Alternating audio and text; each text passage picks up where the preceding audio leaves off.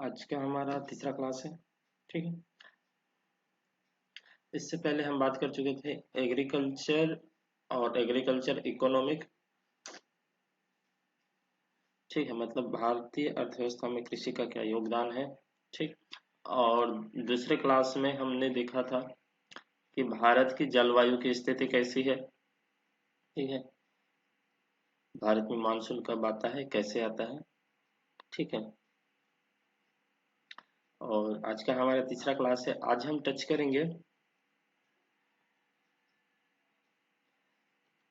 जो एग्रीकल्चर में जो हमारी फसलें हैं, क्रॉप है। ठीक है। उनके परिचय के बारे में जानेंगे। ठीक, मतलब उनका किस तरह से वर्गीकरण हुआ है। ठीक है, जिसके आधार पर हम कह सकते हैं कि कुछ खरीफ हैं, रबी हैं। ठीक है। तो ये हम आज के क्लास में जानेंगे। ठीक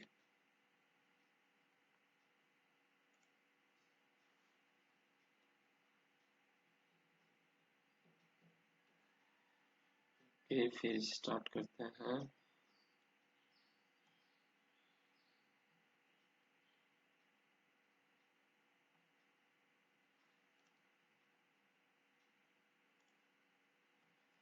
ठीक। Introduction of agriculture and there crops. ठीक है, एग्रीकल्चर और क्रॉप्स के बारे में आज जानते हैं।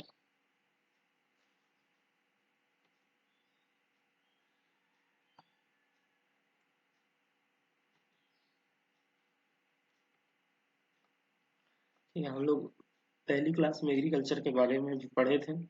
ठीक है, थोड़ा सा और डिस्कस कर लेते हैं आज।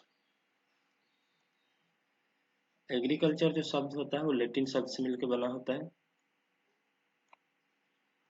ठीक है, लैटिन शब्द में एग्रीकल्चरा कहते हैं उसको।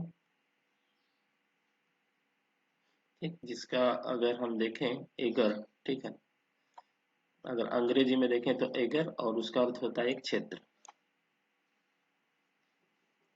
ठीक, और कल्चरा का अर्थ होता है जुताई करना। ठीक, मतलब एग्रीकल्चर मीन्स टोटल ये है कि मिट्टी की जुताई करना। ठीक, और इस प्रकार के शब्द के शाब्दिक पाठांतर से हमें जो अर्थ प्राप्त होता है वह है एक क्षेत्र या फिर किसी क्षेत्र की जुताई। ठीक है, एग्रीकल्चर का मतलब एक क्षेत्र है, किसी क्षेत्र की जुताई से है। ठीक है, आपको यहाँ से बस यही सवाल पूछेगा कि एग्रीकल्चर किस शब्द से मिलकर बना है। ठीक है, तो आपको याद रखना है लैटिन शब्द से मिलकर बना है। ठीक है। ठीक, लैटिन शब्द से एग्रीकल्चर शब्द की उत्पत्ति हुई है। ठीक है, आपके एग्जाम में पूछेगा तो ये पूछ सकते हैं। चलो आगे बढ़ते हैं।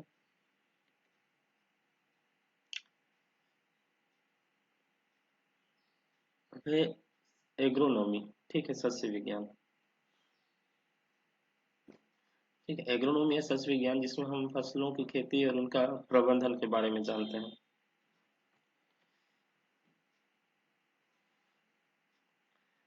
एग्रोनॉमी जो शब्द है वो किससे मिलकर बना है, ग्रीक भाषा से। ठीक है, ग्रीक भाषा से एग्रोनॉमी शब्द बना है। और ये भी दो शब्दों से मिलकर बना है। पहला एग्रोस जिसका अर्थ होता है खेत या भूमि। ठीक है, फिर दूसरा नोमस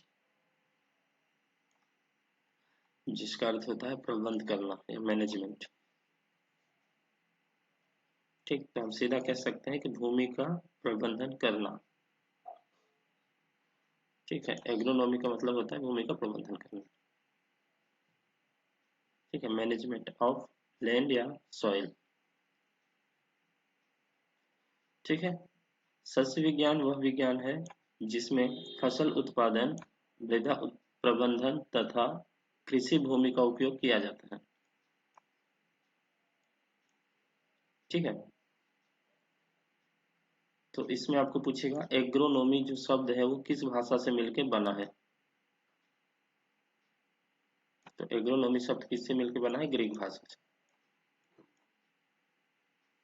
ठीक है, तो आपको ये याद रखना है यहाँ से।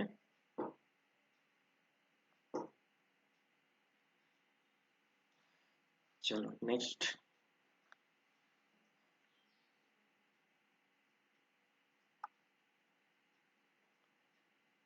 अब हम देखेंगे सस्य विज्ञान का क्षेत्र एवं महत्व। ठीक है, scope and importance of agronomy. ठीक है, तो देखो मनुष्य की अधिकांश आवश्यकताओं की पूर्ति जो है फसलों द्वारा ही पूरी होती है। ठीक, लेकिन भारत जैसे देश में जनसंख्या दिन प्रतिदिन बढ़ती जा रही है। ठीक है, अगर हमारे देश की जनसंख्या की बात करें तो अभी लगभग 1 अरब 21 करोड़। ठीक है, बढ़ गई है, मतलब ये डाटा है, पुरानी डाटा। 1 अरब 21 करोड़। ठीक, और हमारा देश जो है जनसंख्या की दृष्टि से दूसरे नंबर पे आता है। ठीक, तो इस बढ़ती जनसंख्या की आवश्यकताओं की पूर्ति एक बहुत बड़ी समस्या है। ठीक है, रहने के लिए घर चाहिए, खाने के लिए भोजन चाहिए, पहनने के लिए कपड़े चाहिए। ठीक है, तो बहुत सी समस्याओं का सामना करना पड़ता है अगर जनसंख्या की समस्या होते हैं। तो इस समस्या को सुधारने के लिए कुछ तरीके अपनाए जा सकते हैं। ठीक, चलो जो लोग अभी ज्वाइन किए हो ना, हम लोग क्लास बस अभी स्टार्ट किए हैं। ठीक है, तो बस इम्पोर्टेंट से पढ़ रहे हैं, क्योंकि इससे पहले का दो जो था एग्रीकल्चर एग्रोनॉमी, ये तो पहले क्लास में भी हम डिस्कस कर चुके हैं। ठीक है, तो मनुष्य की अधिकांश आवश्यकताओं की पूर्ति जो है फसलों के द्वारा होती है। लेकिन भारत जैसे देश में जनसंख्या दिन प्रतिदिन बहुत ज्यादा बढ़ती जा रही है, और बढ़ती जनसंख्या की आवश्यकताओं की पूर्ति करना एक बहुत बड़ी समस्या है। और इस समस्या को सुधारने के लिए कुछ तरीके अपनाए जा सकते हैं। ठीक, तो उनमें से पहला है भूमि का क्षेत्रफल बढ़ाकर जो संभव नहीं है। देखो, पहले 5 लोग थे मान लो। ठीक है, और उनके पास 1 एकड़ है, और अभी अगर 10 लोग हो गए हैं, तो हम 10 लोग हो गए हैं तो उस 1 एकड़ को 10 लोगों में बांटेंगे तो वो जमीन कम पड़ जाएगी ना। ठीक है, मतलब क्षेत्रफल को हम बढ़ा नहीं सकते। ठीक है, क्योंकि ये संभव नहीं है। ठीक, और प्रति इकाई क्षेत्र में सघन खेती अपनाकर, और इससे समस्या का शीघ्र समाधान हो सकता है। मतलब कम क्षेत्र में ही हम अगर अच्छी विधियों से खेती करेंगे। ठीक है, सघन खेती मतलब साल एक साल में ज्यादा से ज्यादा फसलें लेने की कोशिश करेंगे।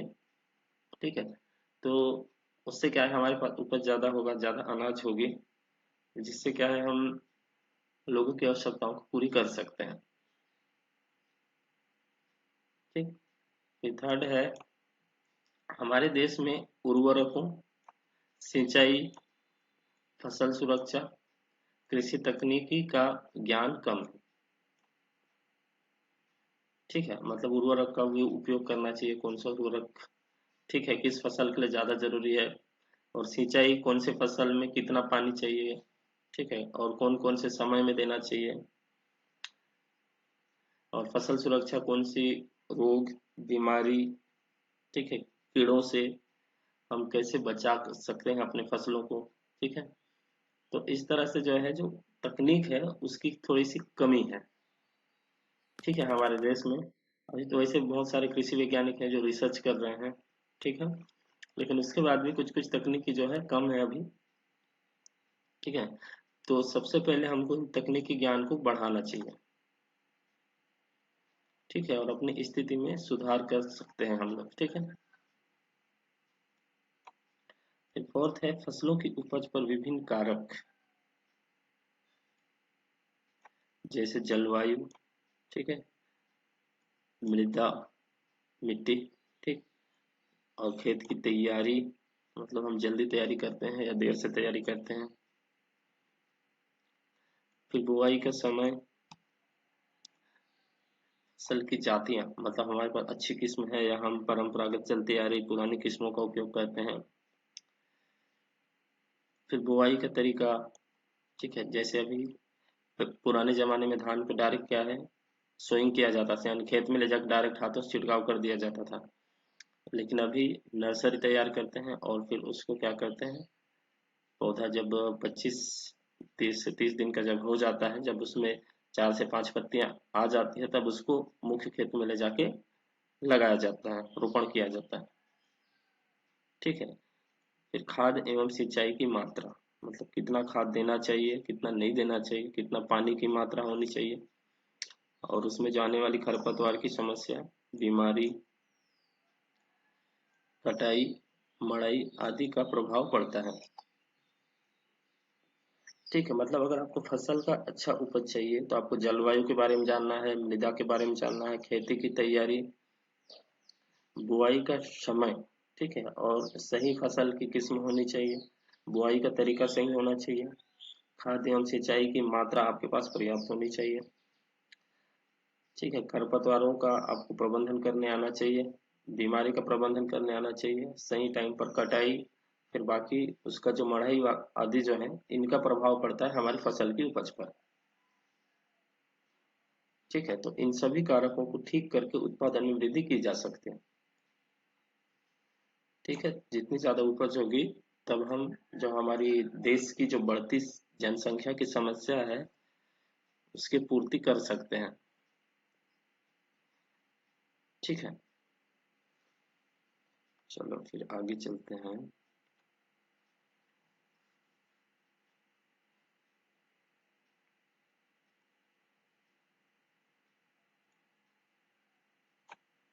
अब देखेंगे हम फसलों का वर्गीकरण। देखो, सामान्यतः फसलों का वर्गीकरण विभिन्न आधार पर किया जाता है, ठीक। पहला देखें हम तो पौधों के जीवन चक्र के आधार पर, ठीक। मतलब पौधों की जैसे हम लोग की जीवन अवस्था होती है ना, तो वैसे पेड़ पौधों का भी जीवन अवस्था होता है। जैसे पेड़ पौधे कुछ एक वर्षीय होते हैं, ठीक है, द्विवर्षीय होते हैं, बहुवर्षीय होते हैं, ठीक। तो फसलों को जीवन चक्र के आधार पर 3 वर्गों में बांटा गया है, ठीक।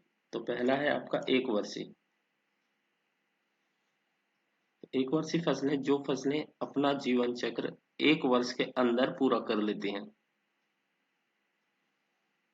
ठीक है।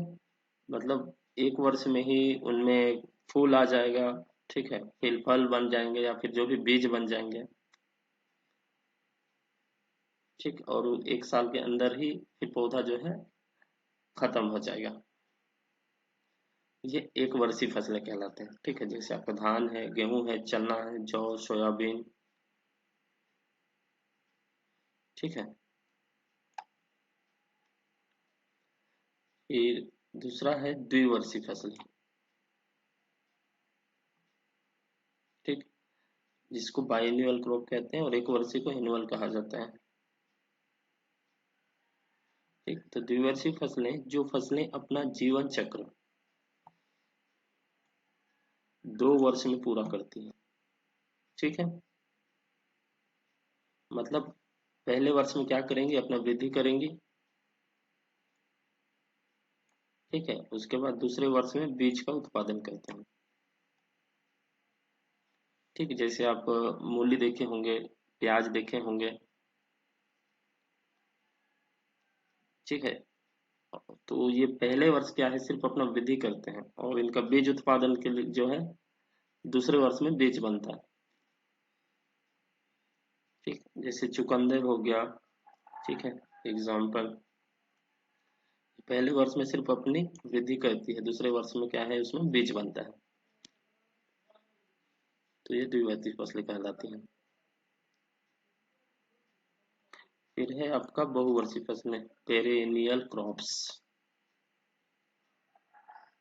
ठीक। इस फसलों की जो है अनेक वर्षों तक जीवित रहते हैं।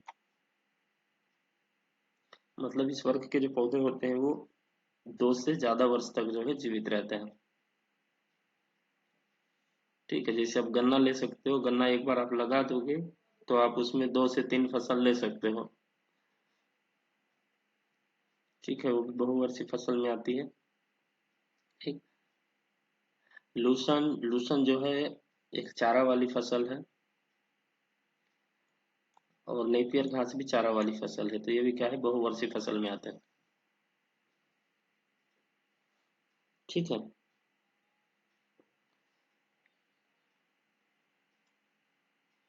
ठीक। तो जीवन के आधार पर 3 वर्ग में बांटे हैं, एक वर्षीय, द्विवर्षीय और बहुवर्षीय। ठीक है, तो आपको यहाँ से भी कभी कभी डायरेक्ट क्वेश्चन पूछ लेता है कि इनमें से कौन सा फसल बहुवर्षीय फसल है। तो 3 ऑप्शन दे देगा आपका, धान, गेहूं, मक्का, और फिर चौथा ऑप्शन दे देगा गन्ना। ठीक है, तो गन्ना क्या है, बहुवर्षीय फसल है, तो इस तरह से आपको जो है याद रखना पड़ेगा। ठीक है, तो चलो नेक्स्ट आगे चलते हैं।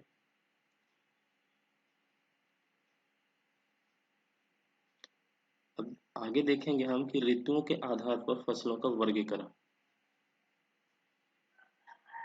ठीक है, तो ऋतुओं के आधार पर फसलों को 3 भाग में बांटा गया है। पहला है खरीफ की फसलें। ठीक है, खरीफ का मौसम जो है आपका, जो वर्षा काल फसलें भी कहते हैं इनको, जैसे अभी का सीजन जो चल रहा है ना, ठीक है, जून जुलाई से शुरू हो जाता है, ये खरीफ की फसलें कहलाती हैं।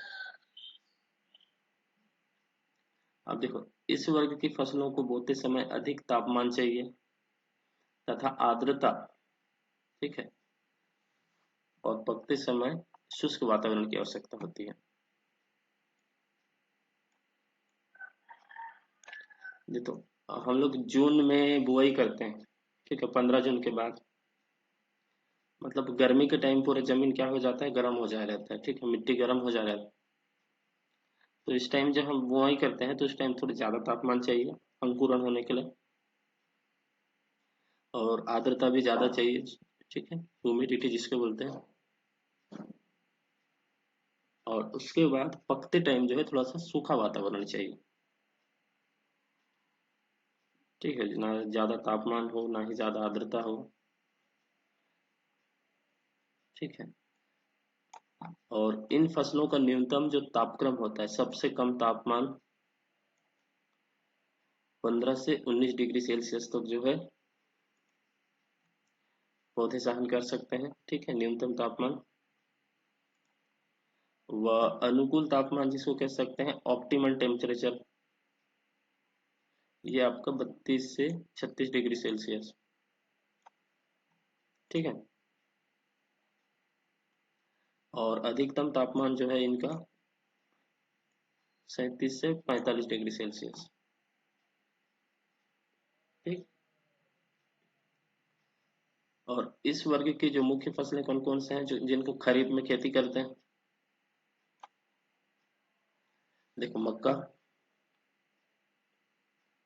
धान, ज्वार, बाजरा, जूट, कपास, लोबिया,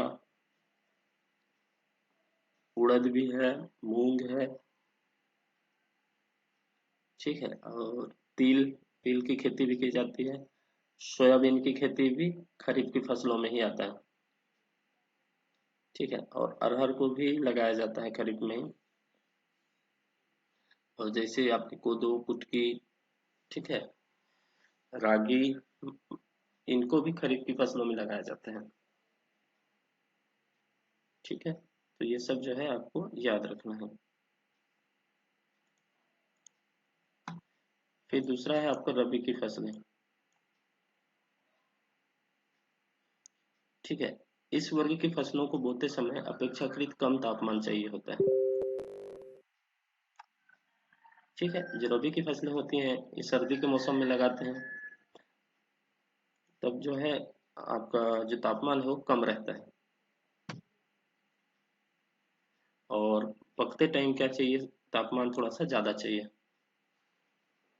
और शुष्क मौसम की आवश्यकता होती है। ठीक है। अगर न्यूनतम तापमान देखें, मिनिमम टेम्परेचर, तो 3 से 5 डिग्री सेल्सियस, और ऑप्टिमम टेम्परेचर उचित तापमान आपका 21 से 30 डिग्री सेल्सियस। और अधिकतम जो सहन कर सकते हैं ये 31 से 37 डिग्री सेल्सियस तक सहन कर सकते हैं। ठीक है। तो रबी की फसलों में आपके आएगा गेहूं, चना, मटर, ठीक है, अलसी, सरसों, और जो चारा वाली फसल होती हैं, ठीक है, बरसीम वगैरह, लूसन, बरसीम। तो इन फसलें जो है ये क्या होती हैं, आपकी रबी की फसलों में आते हैं। ठीक है। आपको इसमें तापमान का जो न्यूनतम तापमान, अनुकूल तापमान, अधिकतम तापमान, ये भी याद रखना पड़ेगा, कभी कभी ये भी पूछ लेता है। ठीक है, कि खरीफ की फसलों के लिए अनुकूल तापमान कितना होना चाहिए। 32 से 36 डिग्री सेल्सियस, न्यूनतम 15 से 19, अधिकतम 37 से 45। वैसे रबी की फसलों में भी आपका न्यूनतम तापमान 3 से 5, मतलब एकदम ठंड भी रहता है तो उस टाइम भी जो है पौधे जो है अपने आप को सरवाइव कर लेते हैं। ठीक है। फिर जो उचित तापमान है, मतलब ऑप्टिमम कह सकते हैं 21 से 30, और अधिकतम तापमान जो है 31 से 37 डिग्री सेल्सियस। ठीक है, ये भी आपको याद रखना पड़ेगा। फिर थर्ड है आपका जायद की फसलें। देखो, जायद फसलें मतलब इनको ग्रीष्मकालीन फसलें भी कहते हैं। ठीक है, इस वर्ग की फसलों को गर्म शुष्क मौसम को सहन करने की क्षमता होती है। ठीक है, मतलब गर्मी के मौसम में भी ये सहन कर सकते हैं और अपना जो है वृद्धि विकास कर सकते हैं। और इसमें मुख्य रूप से आती हैं सब्जी वाली फसलें। जैसे अगर आप बोलोगे खरबूज, तरबूज, ककड़ी, खीरे और कद्दू वर्गीय। ठीक है, कद्दू वर्गीय में आपका लौकी, कद्दू, ठीक है, ये सारी फसलें आ जाती हैं। और एक मूंग। ठीक है, मूंग को गर्मी में भी लगाया जाता है, खरीफ में भी लगाया जाता है। ठीक है, ग्रीन ग्राम। ठीक है, तो ऋतुओं के आधार पर 3 वर्ग में बांटा गया है: खरीफ की फसलें, रबी की फसलें, जायद की फसलें। ठीक है, इनको इस तरह भी कह सकते हैं: वर्षाकालीन फसलें, श- शरतकालीन फसलें, और ग्रीष्मकालीन फसलें। ठीक है, कंफ्यूज नहीं होना है। ठीक, बस ये याद रखना है आपको। ठीक। चलो, फिर आगे देखते हैं।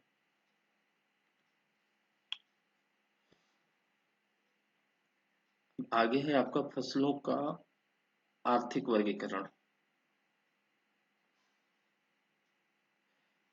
देखो, हम जीवन चक्र के आधार पर देख लिए,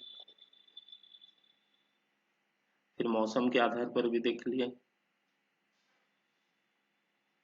अब है फसलों का आर्थिक वर्गीकरण। ठीक है, मतलब हम किस पर्पस से उगाते हैं मैं। ठीक है, बोल सकते हैं इकोनॉमिकल वैल्यू भी बोल सकते हैं हम इसको।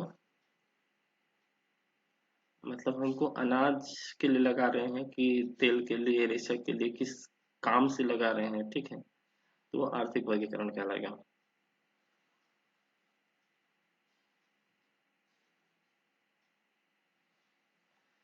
ठीक, तो पहला है आपका अनाज वाली फसल।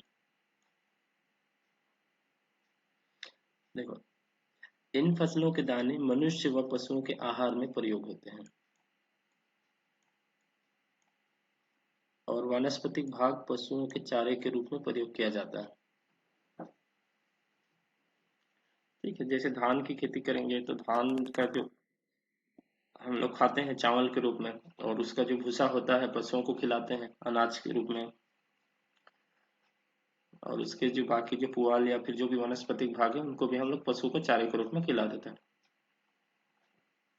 ठीक, तो इसमें से कौन कौन से क्रॉप आते हैं आपके? ज्वार है, गेहूं है, मक्का है, बाजरा, जौ, जई, चीना, मंडुआ। ठीक है, और इसी अनाज वाली फसलों को फिर से आपको दो भागों में और बांटा जाता है।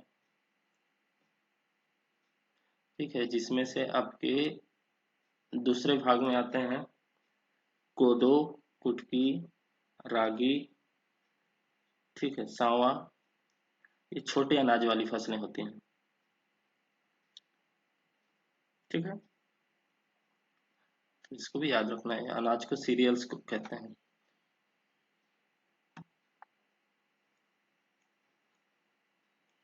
वैसे ये हिंदी में ही पूछेगा, टेंशन मत लीजिए। सीरियल फसलें आप समझ जाएंगे, अनाज वाली फसलें। फिर अगला है आपका दलहनी फसलें, जिनको पल्स क्रॉप कहते हैं।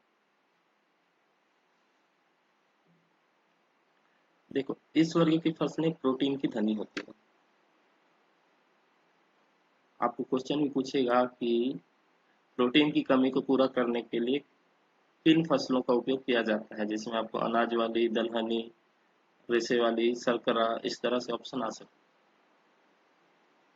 या फिर डायरेक्ट आपको फसलों का नाम दे दें। ठीक है, तो जितने भी दलहनी होती हैं उनमें प्रोटीन की मात्रा होती है। ठीक है, और एक दिन में प्रति व्यक्ति को लगभग 70 ग्राम जो है दाल खानी चाहिए। ठीक है, हर व्यक्ति को एक दिन में 70 ग्राम दाल खानी चाहिए, क्योंकि क्या है, प्रोटीन हमारे शरीर के लिए जरूरी होती है। ठीक, तो दलहनी यानी प्रोटीन वाली जो फसलें हैं, मूंग है, उड़द है, चना है, मसूर है, मटर है, अरहर है। ठीक है, जिनका दाल हम लोग खाते हैं। ठीक, फिर है आपका थर्ड तिलहनी फसल। ठीक है, जिनसे हम लोग क्या तेल निकालते हैं। तो इस वर्ग की फसलें मुख्यतः तेलों के लिए उगाई जाती है। ठीक है, खाद्य तेल की आवश्यकता होती है ना, तो तेल की पूर्ति के लिए हम कौन सा तिलहनी फसलें लगाते हैं। ठीक है, और उसके बाद है रेशे वाली फसलें। मतलब इस वर्ग की फसलों को जो है रेशा प्राप्त करने के लिए लगाते हैं। ठीक है, जैसे कि जूट के बोरे वगैरह आप देखे होंगे ना, रस्सी वगैरह बनती है। देखो, रेशे वाली फसलों से आपका टाट पट्टी बनाई जाती है, बोरी बनाई जाती है, रस्सी बनाई जाती है। ठीक है, आप देखे होंगे जूट, कपास, सनई, पटसन। जूट की खेती अधिकतर आपके बिहार और पश्चिम बंगाल वाले एरिया में होती है, और कपास तो आपका मध्य प्रदेश और आपके महाराष्ट्र, ठीक है, गुजरात, इन क्षेत्रों में होता है। और सनई भी मध्य प्रदेश और उड़ीसा, झारखंड, इन प्रदेशों में होती है। और पटसन भी तो अपने यहाँ भी करते हैं कुछ किसान, छत्तीसगढ़ में भी। ठीक है, लेकिन ये भी मध्य प्रदेश, बिहार, इन सब में थोड़ा ज़्यादा प्रचलन में है। ठीक है, तो ये क्या की आपकी रेशे वाली फसल होती है। उसके बाद फोर्थ है शर्करा वाली फसलें, मतलब जिनसे हमें शुगर या चीनी मिलता है। ठीक है, जिनसे हम लोग चीनी तैयार करते हैं, ये शर्करा वाली फसलें कहलाती है। ठीक, जैसे आपका कौन सा गन्ना, चुकंदर आदि। ठीक है। इस गन्ने के तने से और चुकंदर की जड़ से जो है चीनी मिलता है। ठीक है। ठीक। तो आर्थिक रूप से जो है कौन सी अनाज वाली हो गई, दलहनी फसल हो गई, तिलहनी हो गई, रेशे वाली फसल हो गई, फिर शर्करा वाली फसलें। ठीक है। चलो अब आगे बढ़ते हैं।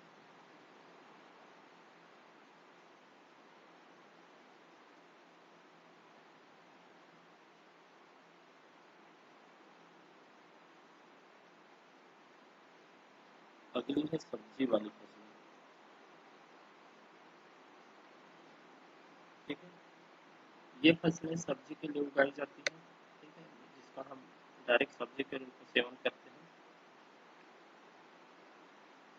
जिसमें से आपका टमाटर, भिंडी, बैंगन, लौकी, गाजर, मूली, पत्ता गोभी, गोभी वर्गीय मतलब गांठ गोभी सारे आ जाएंगे। ठीक है। जितने भी सब्जी हम लोग खाते हैं सब्जी वर्गीय में आते हैं। ठीक है। और सब्जी भी प्रति व्यक्ति एक दिन में लगभग 300 ग्राम सब्जी चाहिए होती है। ठीक है। एक दिन में एक आदमी को 300 ग्राम सब्जी का सेवन करना चाहिए। ठीक है। हम साथ साथ लेके चलेंगे, कुछ इंपॉर्टेंट चीज़ें आपको बताते जाऊंगा, आपको याद रहनी चाहिए, कई बार ये सब क्वेश्चन में आ जाता है। ठीक है। फिर अगली है चारे वाली फसलें। ठीक है। इन फसलों को मुख्य रूप से हम चारा के उपयोग के लिए लगाते हैं। ठीक है। जिससे हम लोगों का मुख्य जो उद्देश्य है अनाज की उपज करना नहीं होता। ठीक है। सिर्फ हम लोग हरे चारे के लिए लगाते हैं। तो इसमें आपका बरसीम है। ठीक है। लोबिया है, ज्वार है, नेपियर घास है, जई है, बाजरा है और मक्का भी लगाया जाता है। ठीक है। चारे के लिए।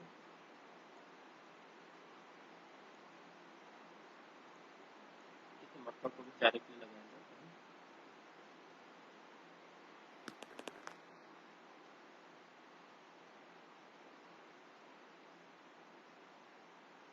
ठीक है। चारे वाली फसलें बरसीम, लोबिया, ज्वार, नेपियर घास, जई, मक्का, बाजरा। बरसीम को बरसीम भी कहते हैं, लोबिया को लोबिया कहते हैं, अकाउटी भी कहते हैं, ज्वार आपका शोरगम, नेपियर घास, नेपियर ग्रास, जई को ओट कहते हैं। ठीक है। जई को ओट कहते हैं, बाजरा को बाजरा ही कहते हैं। ठीक। एक और गौर आप लोग सुने होंगे। ठीक है। गौर यानी कि आपका जो ग्वार फली जो होता है ना, छोटी छोटी, उसको भी चारे के रूप में लगाया जाता है। चारे वाली फसल कह सकते हैं गौर को भी। गौर या इसको ग्वार कहते हैं ना। आपका जो चुटचुटिया का फसल होता है। ठीक है। ये सब आपको याद रखना है, चारे वाली फसलों में आते हैं। डायरेक्ट क्वेश्चन कभी कभी बन जाता है, इनमें से कौन सा चारे वाली फसल है, कौन सी अनाज वाली है, ये सब आपको याद रखना पड़ेगा। नेक्स्ट है मसाले वाली फसल। ठीक है। इन फसलों को जो है उगाने का मुख्य उद्देश्य यही रहता है कि उससे हमको मसाला और औषधि प्राप्त हो सके। ठीक है। मतलब एक तरह की ये हमारे लिए मेडिसिन की तरह होती है। ठीक है। एक तो हमारे भोजन, ठीक है, जो है उसको भी थोड़ा सा रुचिकर बना देते हैं, मतलब थोड़े से सुगंधित और खाने में भी अच्छा लगे, इस तरह से मसाले का उपयोग। और ऊपर से हमारे लिए जो है औषधि का काम भी करती है। ठीक है। जिसमें आपका जीरा है, सौंफ है, मिर्ची है, धनिया है, अजवाइन है, मेथी, हल्दी, प्याज, सौंफ। ठीक है। अदरक, ये सब आपके क्या मसाले वाली फसलें आती हैं। ये भी आपको याद रखना है। प्याज आपका मसाला में आता है, ठीक है। सब सब्जी वाली फसल में अगर ऑप्शन के हिसाब से सब्जी दिखेगा ना, तो सब्जी में भी आएगा, लेकिन मुख्य रूप से मसाला के रूप में इसका खेती किया जाता है, ठीक है। और हमारे भारत से सबसे ज़्यादा मसालों का क्या होता है, निर्यात होता है, ठीक है। मतलब हमारे देश से बाहर में मसाले बहुत ज़्यादा भेजी जाती है, ठीक है। और मसाले का अनुसंधान केंद्र आपका कालीकट में है, ठीक है। चलो फिर अगला है उद्दीपक फसलें, नेक्रोटिक क्रॉप्स भी कहते हैं। नेक्रोटिक मतलब जिसको जो है हम लोग नस्से के लिए उपयोग करते हैं,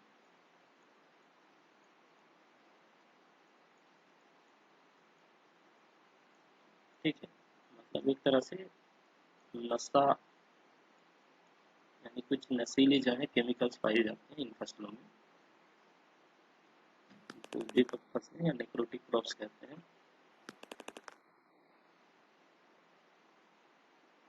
इस वर्ग में जो है तंबाकू, ये चाय, कॉफी और जो पोस्त होता है, ठीक है, जिसको ओपियम कहते हैं, पोस्त को,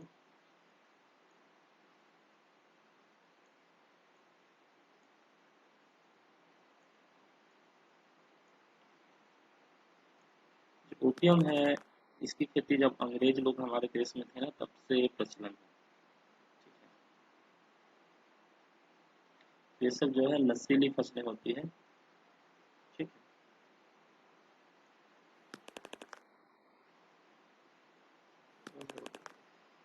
आई थिंक शायद हो सकता है वॉइस का प्रॉब्लम हो, क्योंकि बारिश हो रही है तो थोड़ी सी नेटवर्क अप डाउन हो रही है। फिर नेक्स्ट है आपका फलों वाली फसलें, जिनको हम लोग जो है फल के उद्देश्य से लगाते हैं। इसमें आपका खरबूजा है, तरबूजा है, ठीक है, सिंघाड़ा है, ये थोड़ा सा मिस्टेक हुआ है,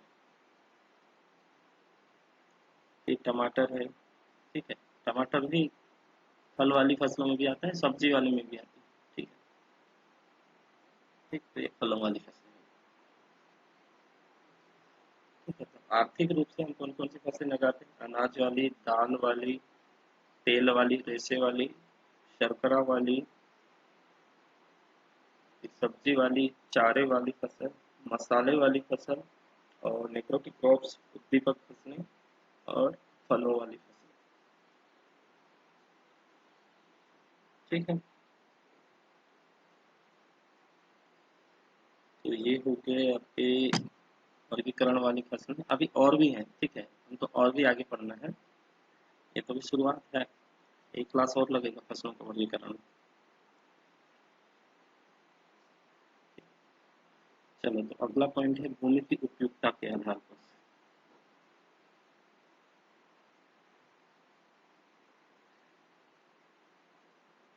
ठीक है। भूमि की उपयुक्तता के आधार पर इसमें भी 3 वर्ग में बांटा गया है। पहली है हल्की भूमि वाली फसलें, मतलब इसके लिए आपको काली मिट्टी नहीं, एकदम ज़्यादा काली मिट्टी, भारी मिट्टी जिसमें ज़्यादा टाइम तक पानी रहे, ठीक है, गीला रहे, इस तरह की भूमि की आवश्यकता नहीं पड़ती, इसलिए इनको हल्की भूमि वाली फसलें कहते हैं, ठीक है। इस वर्ग की फसलें हल्की भूमि में अच्छी वृद्धि करती हैं, ठीक। जैसे आपका मूंग है, फुकड़ी है, बाजरा है, मूंगफली है, ठीक है। मूंगफली के लिए क्या है, आपको थोड़ी सी रेतीली टाइप की, मतलब जिसमें रेतीला, ठीक है, इस तरह की मिट्टी चाहिए जिससे क्या है मूंगफली अच्छे से ग्रो कर सके, क्योंकि वो क्या है जड़ में नीचे बैठती है ना मूंगफली, ऊपर में तो नहीं फलता, ठीक है। तो हल्की भूमि चाहिए इनको। फिर दूसरी है आपकी भारी भूमि वाली फसल, ठीक है, मतलब जिनको थोड़ी सी भारी मिट्टी चाहिए जिससे उनका जड़ का विकास जो है अच्छा हो जाए, और जड़ जो है पकड़ के रखे ताकि फसल गिरे मत, जैसे काली मिट्टी हो गया, ठीक है। और जो निचली भूमि की मिट्टियाँ होती हैं, भारी भूमि में अच्छा उत्पादन देती हैं, इस तरह से ऐसी फसलों के लिए भारी भूमि की फसलें कहते हैं। जैसे कपास को काली मिट्टी चाहिए, ठीक है।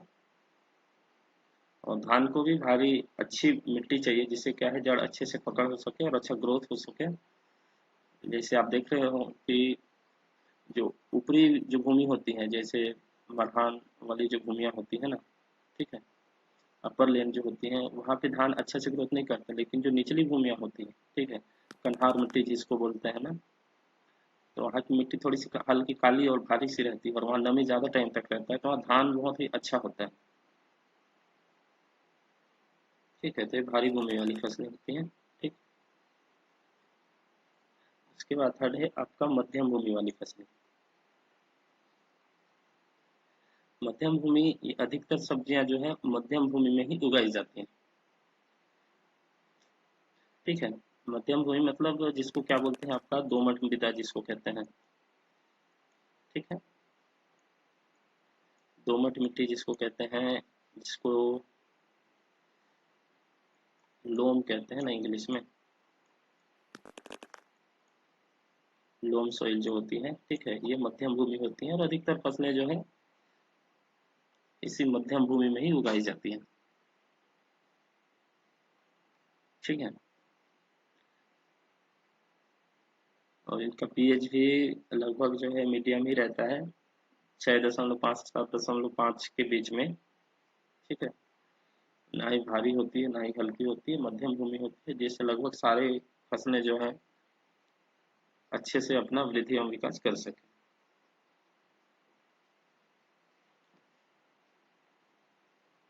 ठीक है।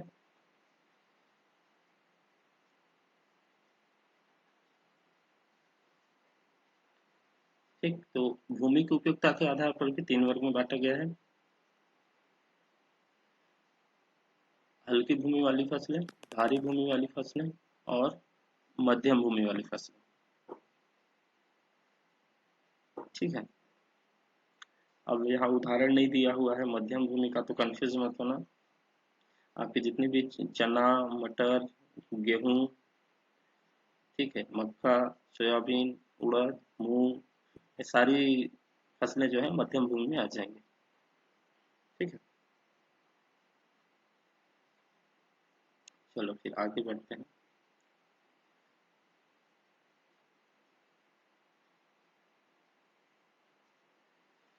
फसलों के विशेष उपयोग के आधार पर,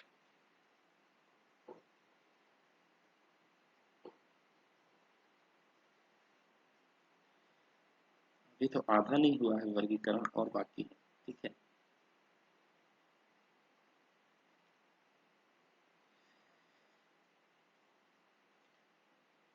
या तो फिर यहाँ से क्लास हम कल कंटिन्यू करेंगे। सॉरी, कल तो संडे है यार, मैं क्लास नहीं ले पाऊंगा, मंडे को, ठीक है। ठीक है, तो हम फसलों के विशेष उपयोग के आधार पे यहाँ से जो है हम नेक्स्ट क्लास देखेंगे, ठीक है। तो आज के लिए इतना ही, ठीक है। तो अपने दोस्तों को बताइए कि वो भी क्लास ज्वाइन करें और फायदा उठा लें, ठीक है। और देखो मैं ये 7 क्लास का सोचा हूँ, ठीक है, उसके बाद मैं क्लास नहीं लूंगा। क्लास लगभग अगस्त के, ठीक है, चालू करूंगा। अब देखो यार, मैं फ्री में क्लास तो करना चाहता हूँ, लेकिन फ्री क्लास का वैल्यू नहीं है, क्योंकि मैं टाइम दूंगा, ठीक है। और ऊपर से मुझे लाइव क्लास लेने के लिए डाटा भी चाहिए होगा, ठीक है, रिचार्ज भी करवाना पड़ेगा, ठीक है। और अगर सामने बच्चे लोग ही क्लास नहीं करेंगे तो फिर कोई मतलब नहीं है मेरी मेहनत का, ठीक है। क्योंकि क्या है,